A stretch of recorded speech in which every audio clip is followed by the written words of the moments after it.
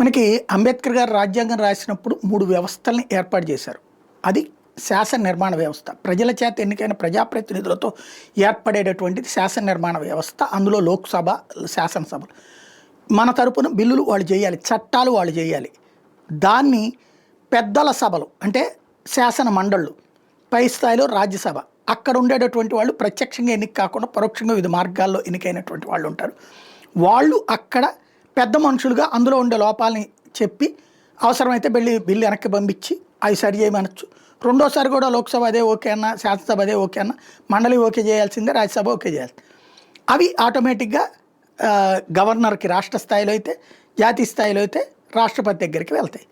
వాళ్ళు ఆమోదించగానే చట్టం అయిపోతాయి.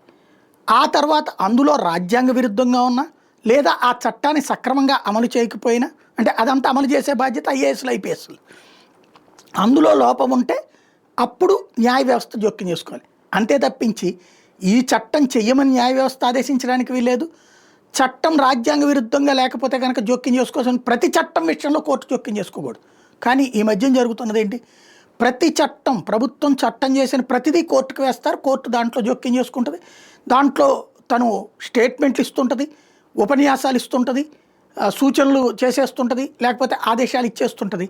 ప్రతి దాంట్లో ఇప్పుడు లోక్సభతో ఆమోదించబడి, రాజ్యసభతో ఆమోదించబడి, రాష్ట్రపతితో ఆమోదించబడ్డాక మళ్ళీ సుప్రీంకోర్టుతో ఆమోదించబడాలనేటటువంటిది అయిపోయింది. అంటే ఇది ఇంకొక వ్యవస్థ అయిపోయింది. అది రాజ్యాంగ స్ఫూర్తికి విరుద్ధమైనటువంటిది. ఖచ్చితంగా రాజ్యాంగ విరుద్ధంగా ఉంటే అంశం మీద తీసుకోవాలి.